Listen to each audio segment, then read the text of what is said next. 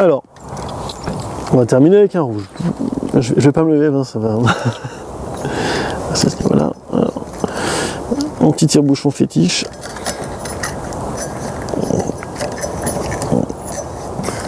Tire-bouchon fétiche. Cadeau de mon ex-patron. Ah. Ouais, c'est quand j'étais chez CP Landman en stage 6 mois. Oui. Je suis resté 1 an. D'accord. C'était aussi sacré ce personnage. Ouais. On parlait de personnage clivant, on en revient toujours au même. Ah ouais, mais qu'est-ce qu'on a passé de bons moments avec lui là. C'était génial. C'était génial. Alors, je te propose en troisième vin un rouge du Lyman. Donc, le Lyman, c'est-à-dire les argiles. C'est le terroir sur lequel on est assis. C'est un terroir frais, assez profond. Un terroir frais, bien régulé au niveau de l'eau. Par le fonctionnement des argiles en fait, vont stocker de l'eau, les racines vont avoir du mal à l'extraire, mais elles arrivent quand même un peu, donc au final elles n'ont jamais vraiment soif quoi. Le gros problème c'est quand il y a beaucoup d'eau en période végétative, là c'est plus compliqué. C'est des terroirs assez vigoureux qu'on calme avec un enherbement permanent par endroit, ou fauché ou roulé en fonction des années. Et on a quasiment que du pinot et du sylvaner sur ces terroirs-là. Et pas mal de pinot noir qui donne des vins avec une couleur assez soutenue. Tu peux voir, on est sur 2018. Donc 2018, gros travail des bourgeonnages pour essayer de rester sur des rendements cohérents avec le produit final en fait. De l'ordre de 40 hectos quoi. 40-45 hectos peut-être sur 2018, mais pas beaucoup plus. Et c'est des parcelles de pinot noir qu'on récolte très tardivement. On va les chercher presque en même temps que les Riesling qui sont à côté. C'est assez rigolo parce que là on a une parcelle de Riesling en contrebas, un pinot gris, un pinot noir, ils sont quasiment mûrs en même temps. C'est assez chouette à voir ça. Alors, comme tu fais un rouge, tu vas vraiment t'intéresser à la maturité phénolique. Donc tu es un peu plus en avance, tu es un peu plus tardif que sur une maturité juste à 12 degrés pour faire du vin. Là, on va chercher vraiment à ce que les pépins, tu puisses croquer dedans, et que ce ne soit pas amer, que tu écrases. Alors c'est rigolo parce que c'est le contrôle maturité le plus simple à faire. Tu goûtes la baie, tu manges ton pépin en le croquant dedans et tu écrases la pellicule, quoi. Si tu extrais de la couleur et que c'est pas amer, tu peux le chercher. C'est plutôt sympa, t'as pas besoin de faire un échantillonnage trop, puis de partir et de couvrir au labo, quoi. Et au final, c'est la seule vérité parce qu'après, tu vas laisser le jus et la pellicule ensemble. Donc ça va macérer ensemble. Donc forcément, ce que tu extrais, ça doit forcément être mûr. Donc c'est un équilibre à chercher. Qui est prédominant sur tout le reste, toi. Si tu rentres des raisins rouges pour faire du vin rouge pas mûr, tu peux pas t'amuser à faire des macérations très longues, quoi. Enfin, je sais pas, il faut de la maturité pour faire des vins rouges, quoi. On a la chance d'avoir des vieilles vignes aussi là-dessus, donc une quarantaine d'années maintenant, donc à peu près mon âge. Et c'est des vinifications que j'apprécie énormément. J'aime beaucoup faire des macérations. En 2008, quand j'ai repris, on avait tout de suite un vin rouge au Guide Hachette, quoi. Chouette. Et puis du coup, j'ai toujours pris plaisir à faire ces macérations. Et je trouve que c'est assez marrant parce que ce qu'on se permet en termes de baisse de rendement, de petits volumes sur des rouges, on est vachement timide à le faire sur les blancs en Alsace. On a intégré complètement qu'on peut faire de grands rouges avec des gros volumes, mais on a un frein énorme sur le côté grand vin, mais petit rendement pour les vins blancs. Ça, on a du mal à accepter, quoi. Ça vient tout doucement, ça change de génération, mais sur les rouges, c'est vraiment primordial. C'est ce que je pense que c'est générationnel, on va pas se mentir. Oui, c'est en train de changer, mais c'est vrai que identitairement, je trouve que le rouge, on en fait un peu plus ce qu'on veut, quoi. On a moins de limites sur les rouges que sur les blancs, c'est assez rigolo. Alors pour la petite histoire, le vignoble de Molsheim fait 120 hectares, il en faisait déjà 240, et sur ces 240, il y avait quasiment 50% de vin rouge qui était produit à Molsheim. bon voilà, est-ce que peut-être le fait d'avoir des belles couleurs, ça t'amène à avoir plus envie de faire des rouges? Certainement. T'en as goûté chez des collègues à moi, on a tous des rouges avec des couleurs très soutenues. Hein. Pour moi le sol doit être primordial là-dedans. Hein.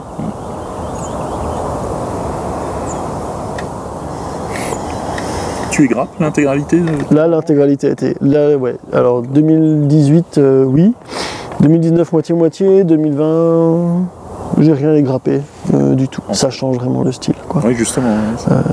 C'est vrai que c'est des choses que j'avais pas fait, mais j'avais tout simplement bêtement la cuverie qui n'était pas spécialement adaptée. On l'adapte. Alors, c'est des vins qui ont un peu moins de tanin. Curieusement, hein, quand c'est pas égrappé, il y a un peu moins de tanin que quand c'est égrappé. Voilà, donc c'est une petite évolution sur ce qu'on va faire. On est sur des vins rouges avec une macération de 2 semaines. Et ensuite un élevage sous bois avec la malo pendant presque une année jusqu'aux vendanges suivantes, quoi. Donc on met en bouteille sans filtration. Et celui-ci, je crois que là aussi on a un petit sulfitage, juste histoire de mettre une petite ceinture bretelle, histoire d'être tranquille, quoi, pour la mise en bouteille. Très puissant, on est. Ouais, c'est des nez très puissants. On a sur des fruits rouges, des cerises noires. On a même le côté épice déjà. Le côté épicé qui arrivera aussi.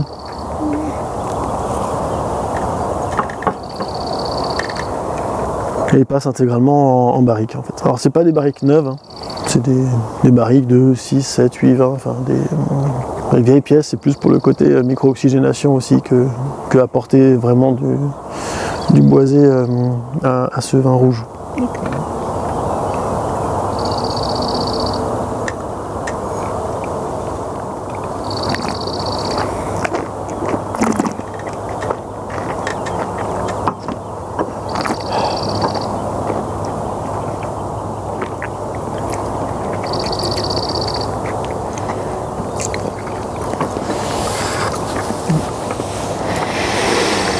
Là, tu as même un côté kirsch qui ressort en aromatique, une fin sur le bois, une longueur, une vraie puissance en bouche, amenée par les argiles qui t'amène vraiment ce côté massif qui colle bien en fait au rouge en fait. C'est un style vraiment affirmé, en puissance. La couleur elle t'amène sur un rouge, en bouche tu es sur quelque chose de structuré, de corsé, quoi. Bon, l'avantage c'est que quand tu le consommes comme ça, tu sais tout de suite avec quoi tu vas manger, parce que là... oui, là le carpaccio de poisson du Annenberg, tu évites, quoi. Éventuellement tu mets un carpaccio aussi, mais d'autres choses, quelque chose qui nage moins bien, quoi. Tu vas sur la pièce de viande, hein, tu es sur ton gibier, tu n'as pas peur du gibier, d'une sauce, même du gibier, tu vas, ouais. Qu'est-ce que tu réponds aux gens les détracteurs des rouges d'Alsace qui lui disent oui, finalement l'Alsace elle a beau dire elle fait des beaux vins d'Alsace, s'il n'y avait pas le dérèglement ils n'y arriveraient pas? Écoutez, le dérèglement climatique, voilà, ça fait partie de la vie, et on arrivait à faire des beaux vins avant que le dérèglement climatique se mette vraiment en place. Parce que là, ce qu'on observe depuis 2010, c'est que depuis vraiment 2015, on a systématiquement des périodes extrêmement chaudes. Les vignes là, elles ont été plantées avant qu'on parle de climat. Hein, et puis ce que je leur conseille, c'est de profiter de la chose. C'est bien.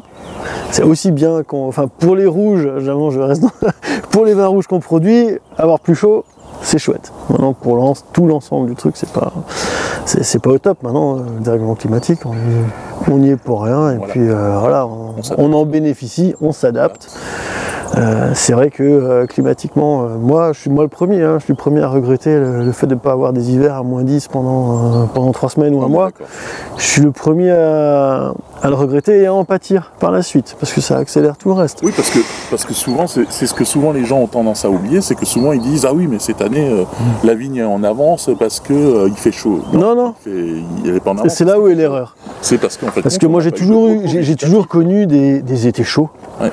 Je me souviens, gamin, ma mère elle nous laissait la baignoire avec de l'eau, on se trempait dedans parce qu'il faisait un temps exécrablement chaud. Et donc ça c'est rien de nouveau. Alors peut-être que ça partait pas dans des pics aussi déconnants que maintenant, mais la vraie différence, elle est sur la fin des hivers, quoi. Ah, c'est ça, le repos végétatif. Cette année, là, on a l'impression d'être mort de froid. Il a fait -10 pendant 4 jours. C'est ça. Voilà, il y a eu de la neige comme ça pendant une petite semaine. Voilà. Quand j'étais apprenti, au mois de février, je partais tous les matins, il faisait -10, -12, et c'était tout le mois comme ça. C'est ça. Et c'est le vrai dérèglement, il est là pourquoi ? Parce que ça va induire un réveil de la vigne beaucoup plus tôt, précoce. Du coup, on va arriver dans des périodes sensibles alors qu'il y a encore les fameux seins de glace qui ne sont pas passés. Donc ça veut dire qu'on a des risques de gel qu'on ne connaissait pas. C'est arrivé que les vignes ont gelé, hein. Mais là, c'est chaque année qu'on a un peu peur. On frise un peu, ouais. Voilà. Quand la floraison se passait mi-juin, voire vers le 20 juin, là on est des fois fin mai. Alors l'avantage, quand ça fleurit fin mai, c'est ce que dit mon père, hein, la vigne elle bénéficie encore des journées très longues jusqu'au solstice. Enfin jusqu'au solstice d'été. Les journées les plus longues, elle en profite encore, donc automatiquement on a des vins qui vont être plus mûrs. Mais la règle des 100 jours, après la floraison, on a du mal à y couper. Hein. Ça, on a quand même... on dit 100 jours après la floraison, il y a les vendanges. C'est toujours à peu près vrai. Hein. À chaque fois qu'on nous a annoncé des vendanges vers le 20 août, on n'a jamais commencé aussitôt que ça dans notre secteur. Ah non, mais c'est vrai. Après, voilà, je pensais que tu allais me demander qu'est-ce que tu réponds aux gens qui pensent qu'il n'y a pas de rouge en Alsace. J'aurais dit ouvrez la bouteille.